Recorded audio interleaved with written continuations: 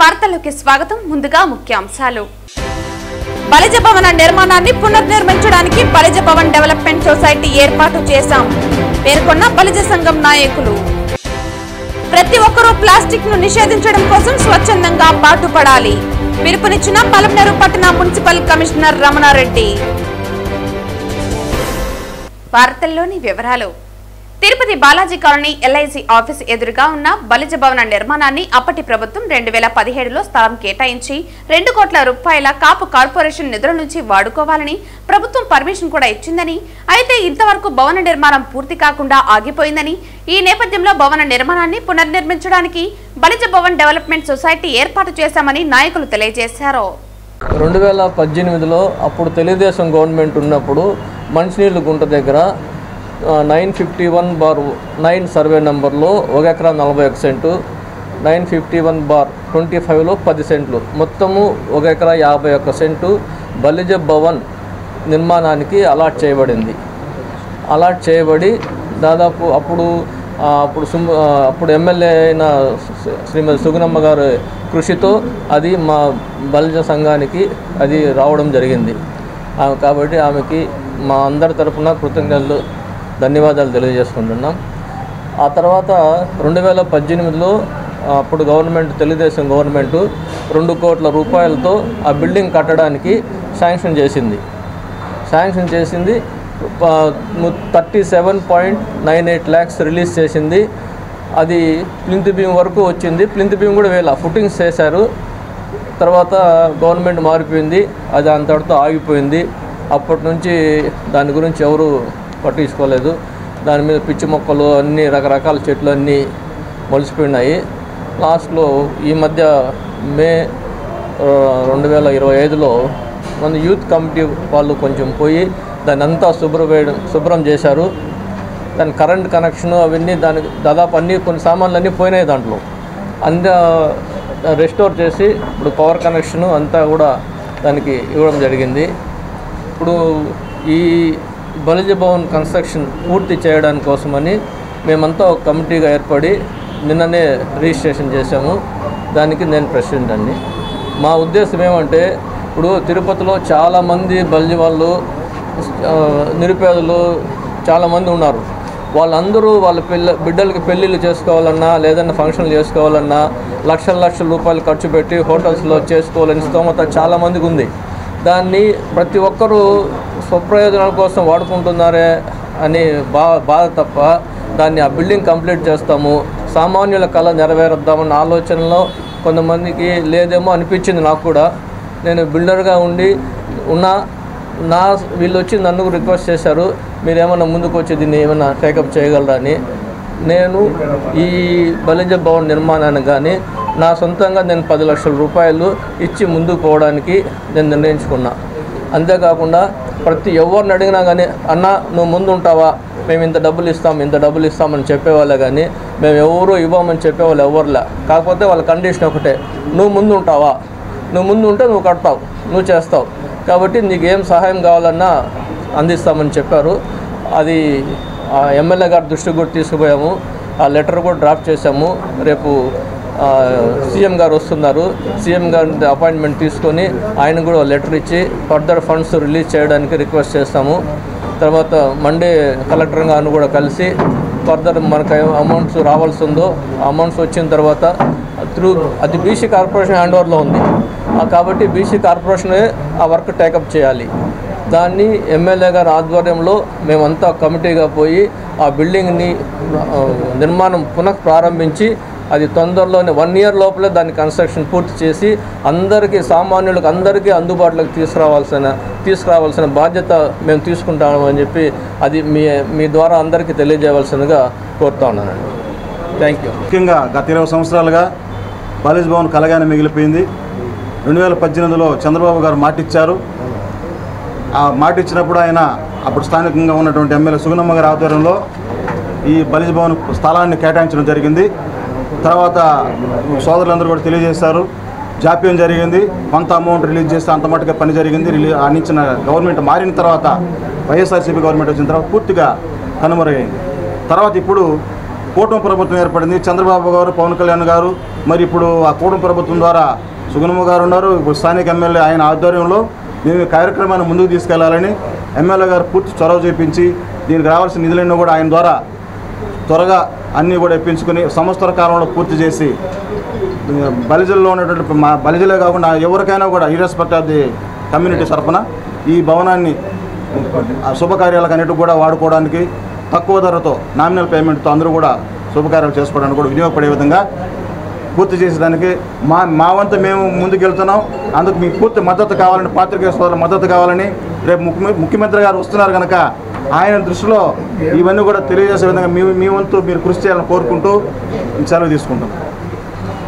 వ్యాపారస్తులు తమ వ్యాపారాన్ని ప్రమోట్ చేసుకోవడానికి వీలుగా బిజినెస్ నెట్వర్క్ ఇంటర్నేషనల్ సంస్థ తిరుపతిలోని ఆశా కన్వెన్షన్ హాల్లో ఒక వేదికను ఏర్పాటు చేస్తున్నామని ఆ సంస్థ నిర్వాహకులు వంశీకృష్ణారెడ్డి, దుర్గాప్రసాద్, స్వాతిలు తెలియజేశారు. నా పేరు వంశీకృష్ణారెడ్డి, నేను సురక్ష డెవలపర్స్ అధినేతని.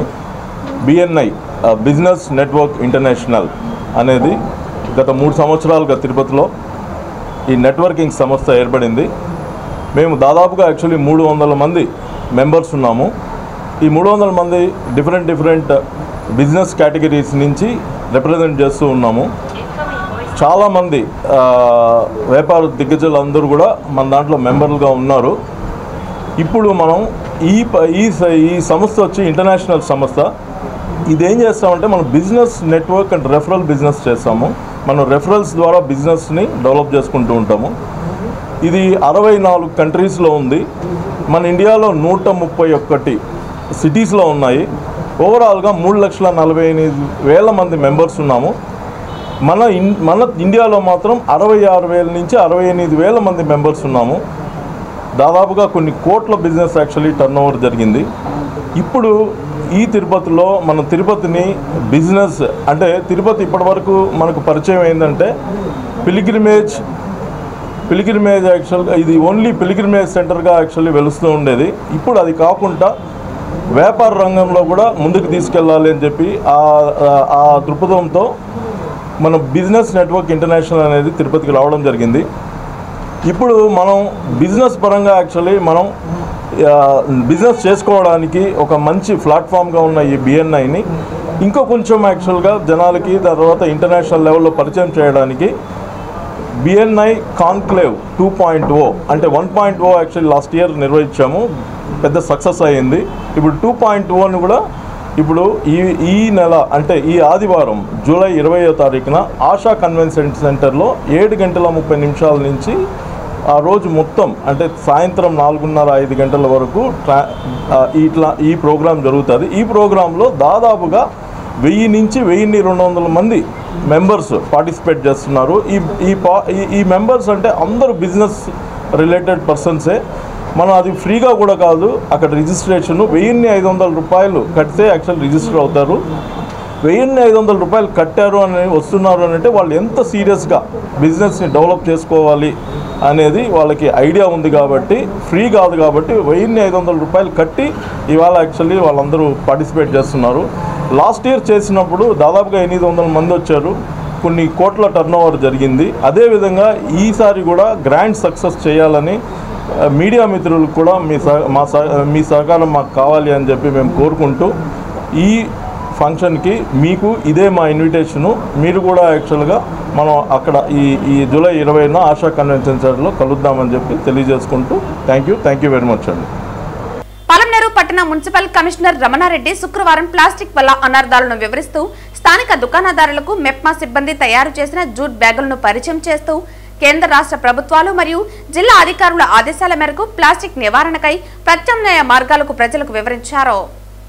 పలమనేరు పట్టణ మున్సిపల్ కమిషనర్ రమణారెడ్డి శుక్రవారం మధ్యాహ్నం 12:30 గంటల ప్రాంతంలో ప్లాస్టిక్ వల్ల అనర్థాలను వివరిస్తూ స్థానిక దుకాణదారులకు మెప్మా సిబ్బంది తయారు చేసిన జూట్ బ్యాగులను పరిచయం చేస్తూ కేంద్ర రాష్ట్ర ప్రభుత్వాలు మరియు జిల్లా అధికారుల ఆదేశాల మేరకు ప్లాస్టిక్ నివారణకై ప్రత్యామ్నాయ మార్గాలు ప్రజలకు వివరిస్తున్నామని ప్రతి ఒక్కరూ ప్లాస్టిక్ ను నిషేధించడం కోసం స్వచ్ఛందంగా పాటుపడాలని పిలుపునిచ్చారు. ఈ కార్యక్రమంలో మున్సిపల్ కమిషనర్ రమణారెడ్డితో పాటు మెప్మా సీఎం బాబా మరియు మున్సిపల్ సిబ్బంది మెప్మా సిబ్బంది తదితరులు పాల్గొన్నారు. అలాగే రేపు 3వ శనివారం ప్లాస్టిక్ పైన ఈ కార్యక్రమం నిషేధించాలనే ఉద్దేశంతో వాటికి ప్రత్యామ్నాయంగా మన పలమనేరు పట్టణంలో మన డ్వాక్రా గ్రూప్ సభ్యులు వాళ్ళే తయారు చేసి మార్కెట్ కన్నా తక్కువ రేటు, ఇప్పుడు మీరందరూ కూడా చూస్తున్నారు మార్కెట్లో వాళ్ళందరూ కూడా ఈ క్లాత్ బ్యాగ్ అయితే 15 రూపాయలకు ఇవ్వడం జరుగుతుంది. మనకు ఓన్లీ వాషబుల్ క్లాత్ ఎన్ని రోజులైనా మనకు ఉంటుంది, రీయూజ్ ఉంటుంది. అలాగే ఇట్లా జూట్ కూడా పెద్దది చిన్నది 2 కలిపి 100 రూపాయలకి ఇవ్వడం జరుగుతుంది. చిన్న మనకు 100 జూట్ బ్యాగ్స్ కూడా 100 కట్ వచ్చేసి 110 రూపాయలకు ఇవ్వడం జరుగుతుంది. ఇప్పుడు చాలామంది మార్కెట్లో అందరూ కూడా దీన్ని తీసుకోవడం జరిగింది. మనం ప్లాస్టిక్ నిషేధించడానికి ముందుగా మనం ఎందుకంటే ప్రత్యామ్నాయం చూపిస్తే ప్రజల్లో వాళ్ళు కూడా ఖచ్చితంగా మార్పు చెందుతారనే ఉద్దేశంతో వ్యాపారస్తులు కానీ అలాగే ప్రజలు కానీ మన ప్లాస్టిక్ వలన అనేక అనర్థాలు వస్తున్నాయి. క్యాన్సర్ వస్తుంది, భూమిలో ఈ కుళ్ళిపోవ ఎన్ని రోజులైనా కానీ. అలాగే మనకు మంచి ఆరోగ్యమైన పట్టణం ఉండాలంటే ప్లాస్టిక్ అనేది ముందు నిషేధించాలనే ఉద్దేశంతో మన కేంద్ర రాష్ట్ర ప్రభుత్వాలు, మన గౌరవ శాసనసభ్యులు, మన పట్టణంలో ఉన్నటువంటి గౌరవ చైర్మన్, కౌన్సిలర్లు, అలాగే మన అందరూ కూడా ప్రజాప్రతినిధులు అందరూ కూడా దీంట్లో భాగస్వాములు అవుతున్నారు. వారందరి తరఫున అందరూ కూడా ప్రతి వ్యాపారస్తులు కూడా ఎన్జిఓస్ అందరూ కూడా పాల్గొని ప్లాస్టిక్ అనేది ఎక్కడ కనపడినా దాన్ని ప్రత్యామ్నాయంగా చూపిస్తూ వాళ్ళందరికీ కూడా వీటినే వాడాలా, తిరిగి ఉపయోగించుకోవాలా. ఎందుకంటే రీయూజ్, రీసైకిల్ అనేవి అవుతాయి కాబట్టి అన్నీ కూడా మన సింగిల్ యూజ్ ప్లాస్టిక్ అనేది 120 మైక్రాన్ లోపల అందరూ కూడా నిషేధం అమల్లో ఉంది. అలాగే బాటిల్స్ కూడా నాకు తెలిసి బాటిల్స్ కూడా వాడకుండా ఆఫీసుల్లో కావచ్చు ప్రతి ఒక్కరు కూడా ప్లాస్టిక్ బాటిల్ అనేది తగ్గిస్తే మంచి కార్యక్రమం. ఎందుకంటే అది నిషేధం లేకపోయినా బాటిల్ కూడా తగ్గడం వల్ల మనకి ఇవన్నీ కూడా అనవసరమైన కష్టాలన్నీ కూడా తగ్గిపోతాయి. దాని బదులు ఏదైనా స్టీల్ బాటిల్, వాళ్ళ స్తోమతను మట్టి బాటిల్ కానీ మన పూర్వ సాంప్రదాయం ప్రకారం అన్ని రకాలు వాడుకుంటే రీయూజ్ అనేది ఉపయోగపడుతుంది. మనకు కూడా ఆరోగ్యంగా బాగుంటుంది. ఈ ప్లాస్టిక్ అనేది అనారోగ్యానికి కూడా దెబ్బ ఉంటుంది. కాబట్టి ప్రతి ఒక్కరు కూడా ప్లాస్టిక్ తీసేయడానికి ప్రయత్నించండి. మేము కూడా మన పురపాలక సంఘం తరఫున డ్వాక్రా 11,000 మంది డ్వాక్రా సభ్యులందరూ కూడా పాల్గొంటున్నారు. ఫస్ట్ వాళ్ళ ఇంటి నుంచి కూడా ప్రతి ఒక్కరు బయటకు వచ్చేప్పుడు ఈ సంచులే తీసుకొని రండి, లేదా మన దగ్గర అక్కడ మర్చిపోయిస్తే షాపులో ఈ సంచులే అడిగి తీసుకోండి. ప్లాస్టిక్ కవర్లు ఎవరు అడగద్దు. వాళ్ళు ఇచ్చినా కానీ మనం తిరస్కరించి ప్లాస్టిక్ లేకుండా జూట్ కవర్ కానీ 5 రూపాయలు 6 రూపాయలు ఇస్తే జూట్ బ్యాగ్ ఇస్తారు, 15 రూపాయలు ఇస్తే ఇటువంటి క్లాత్ బ్యాగ్ ఇస్తారు. అట్లా ప్రతి ఒక్కరు మనం ప్రజలే అడిగి వాళ్ళ దగ్గర తీసుకోవాల్సి ఉంటుంది. అప్పుడే మనం మార్పు చెందుతుంది. లేదంటే వాడు ఏది ఇస్తే తీసుకుంటా వస్తే అది మళ్ళీ మనకు మన ఇంట్లోనే 4 రోజులు ఉంటే అది మీకే దానివల్ల అనారోగ్య సమస్యలు వస్తాయి. కాబట్టి ప్రతి ఒక్కరూ దీన్ని గుర్తించి ప్రతి ఒక్కరూ ఈ కార్యక్రమాన్ని విజయవంతం చేస్తారని అందరికీ తెలిసిందే. ప్లాస్టిక్ వలన చాలా అనర్థాలు వస్తున్నాయి. క్యాన్సర్ లాంటి భయంకరమైన కూడా వ్యాధులు వస్తున్నాయి. దీనిని నిషేధించాలనే ఉద్దేశంతో కేంద్ర రాష్ట్ర ప్రభుత్వాలు కలిసి ప్లాస్టిక్ని నిషేధించాలని భావించారు. దాదాపు 45 రోజుల టైం మాత్రమే జిల్లా కలెక్టర్ గారు కూడా ఇచ్చారు. ఆ లోపల ప్రత్యామ్నాయం చూపించమన్నారు. కాబట్టి మన మహిళా సంఘాల తరఫున వాళ్ళకు కూడా ఉపాధి కల్పించుకుంటుంది. అలాగే ప్లాస్టిక్ని అవాయిడ్ చేయాలన్నప్పుడు దానికి ప్రత్యామ్నాయం కూడా కల్పించాలి. కాబట్టి కమిషనర్ గారి మరి కౌన్సిల్ ఆధ్వర్యంలో గౌరవ శాసనసభ్యుల సూచనల మేరకు మన పట్టణంలో ఉన్న డ్వాక్రా సంఘ సభ్యుల ద్వారా ఈ విధంగా క్లాత్ బ్యాగులు కూడా కుట్టి మన మున్సిపాలిటీ లోగోతో అమ్ముతున్నాము. ఇది కేవలం 15 రూపాయలకే ఒక బ్యాగ్ ఇస్తుంది. రీయూజ్ మంచి మన్నిక వస్తుంది. ప్యూర్ గాఢ క్లాత్తో ఉండడం జరిగింది. ఇది బయట మీకు 25 రూపాయలు 30 రూపాయలు అమ్ముతున్నాము. మేము కేవలం సరసమైన ధరలకే 15 రూపాయలకి అమ్ముతున్నాము. అలాగే జూట్ బ్యాగులు 2 జూట్ బ్యాగులు, ఒకటి పెద్దది మరి మనం ఏదైనా కూరగాయలు కొనడానికి ఉపయోగపడతాయి. అలాగే చిన్నపిల్లలకు క్యారీ తీసుకురావడానికి కానీ ఎక్కువ చిన్న చిన్న పాలు అలాంటి ఉపయోగపడతాయి. ఇది 2 కలిపి 110 రూపాయలకే ఇస్తున్నాము. మరి అలాగే కానోట్ బ్యాగ్స్ ఇదైతే బయట మీకు 5 రూపాయలకి అమ్ముతున్నారు. మేము ఇది 3 రూపాయలకే ఇస్తున్నాము. మరి అలాగే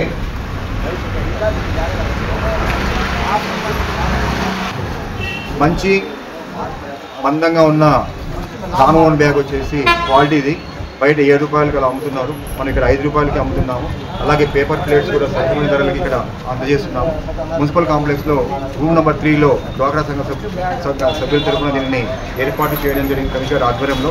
కాబట్టి దయచేసి ప్రజలందరూ సహకరించేసి ప్లాస్టిక్ని వాడకుండా మీ ఇళ్ళలో ఉన్న సభ్యులు కానీ లేదా మీకు ఎమర్జెన్సీ అయితే ఇక్కడ రూమ్ నెంబర్ 3లో కూడా మనం మీకు సరసమైన ధరలకి మంచి క్వాలిటీ అమ్ముతున్నాం. కాబట్టి ఇక్కడ కూడా ఉపయోగించుకొని దీనిని సక్సెస్ఫుల్ చేయాలని మరి ప్లాస్టిక్ని అందరూ ఒకే నినాదంతో ప్లాస్టిక్ని ఈ రోజు నుంచి వాడమని ప్రతిజ్ఞ చేయాలనేసి అందరినీ విన్నవించుకుంటున్నాను.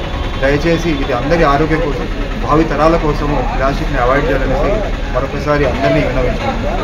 Thank you. తిరుపతి కొరమేనుగుంటలోని తమ స్థలాన్ని కొంతమంది తమదని, తమపై దౌర్జన్యం చేస్తున్నారని, దీనిపై అధికారులు స్పందించి తమకు న్యాయం చేయాలని బాధితులు నరసింహారెడ్డి కోరారు. హౌస్ మా ల్యాండ్ వచ్చేసి ఈరేవణ బ్యాక్స్ కొరమేనుగుంట. మా ల్యాండ్ 2020 నుంచి కేసు సివిల్ కేసు జరుగుతూ ఉంది 4వ నెంబర్ కోర్టులో. ఆ కేసు జరుగుతుంటే మధ్యలో ఈ భాగ్యమ్మ, సుబ్బమ్మ, మేఘనాథం, శ్రీనివాసులు అనే వ్యక్తులు దేశీపీ పెట్టడం, గోడ కట్టడం, నన్ను మాటికి 3 నెలలకు ఒకసారి డిస్టర్బ్ చేస్తూ ఉన్నారు. నేను ఈస్ట్ పోలీస్ స్టేషన్లో కంప్లైంట్ ఇచ్చాను.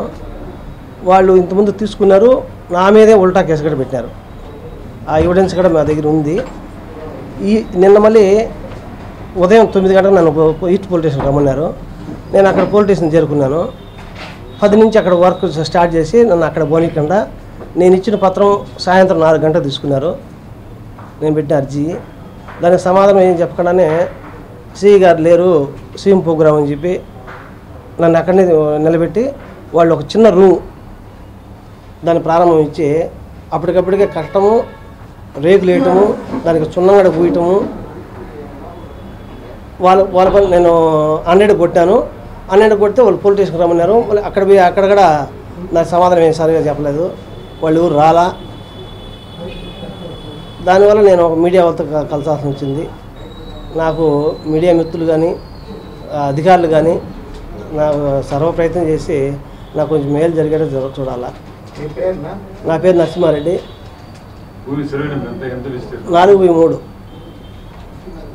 43లో 2 ప్లాట్లు అవి.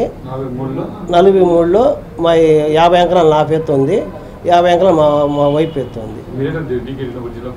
ఒరిజినల్ లేదు, మేము కొన్నింది 2023లో నేను కొన్నాను. 4/3 98 ఎకరాలు వస్తుంది. 4/3 కొరమేనుగుంట అక్కడ 2023లో నేను కొనుక్కొని రిజిస్టర్ చేసుకున్నాను. 10/3/2023. యాక్చువల్గా ఇది మాకు మూలపత్రాలు, వాళ్ళకి వచ్చే మూలపత్రాలు మాకు 94, వాళ్ళకు వచ్చేసి 96. అది యాక్చువల్గా మేము వాళ్ళతో మాటికి ఫైట్ చేయలేక మేము మాకు అమ్మిన జుడు వాళ్ళు కోర్టులో పెట్టిన 4వ నెంబర్ కోర్టులో కూడా కేసు జరుగుతుంది 5 సంవత్సరాల నుంచి. కాకపోతే వాళ్ళు కోర్టుతో పని లేదు, మేము షెడ్ కట్టుకోవాలా, రూమ్ కట్టుకోవాలనేది సుబ్బమ్మ, భాగ్యమ్మ అనే సర్వ ప్రయత్నం మాటికే డిస్టర్బ్ చేస్తూ ఉన్నారు. వాళ్ళ స్థలం వచ్చేసి మాకంటే కింద వాళ్ళకి తూర్పు రోడ్డు రాసి ఉన్నారు వాళ్ళ డాక్యుమెంట్లో. మా డాక్యుమెంట్లో పరమట, ఉత్తరము, కార్నర్ అని రాసి ఉన్నారు.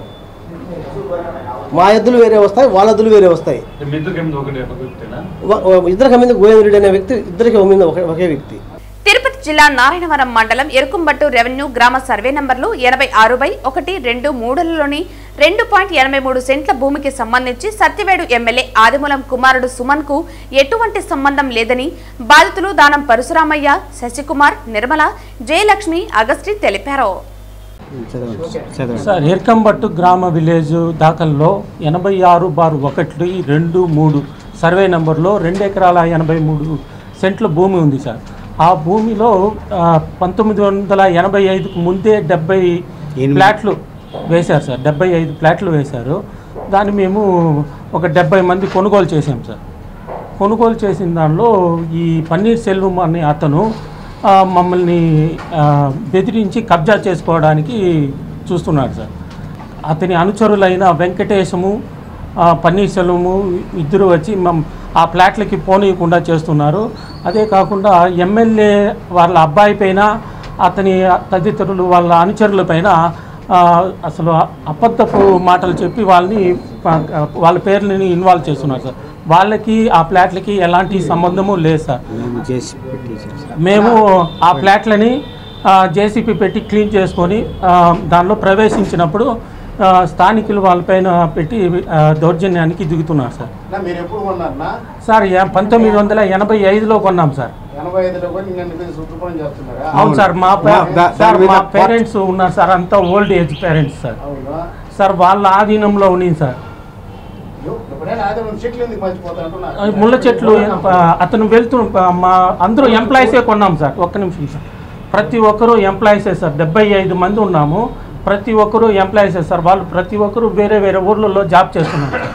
ఎప్పుడైతే మేము మా పేరెంట్స్ వచ్చి ఇది పలానా చోట మన ఆస్తి ఉంది, మనం కట్టుకుందాము, మనం కష్టాల్లో ఉన్నాము, అమ్ముకుందాము అని చెప్పి వెళ్ళినప్పుడు ఇతను మమ్మల్ని దౌర్జన్యం చేస్తున్నారు సార్. పర్టికులర్గా మమ్మల్ని వెళ్తుంటే కులం దూషించి పర్టికులర్గా మమ్మల్ని తిడుతున్నారు సార్. నేనే పోయినాను సార్. అక్కడ ఏం చెప్పినారంటే, అక్కడ ఒక ప్రెస్ మీట్ లో ఏం చెప్పినారంటే దళితులుగా పుట్టకపోవడమా తప్ప అన్నారు సార్. మేము ఉన్నాం సార్. దళితులు మాత్రమే ఉంటే పర్వాలేదు, అన్ని కులాలు అన్ని సామాజిక వర్గానికి చెందిన వాళ్ళు ఫ్లాట్లు ఉన్నాయి సార్. అందరూ వచ్చారు.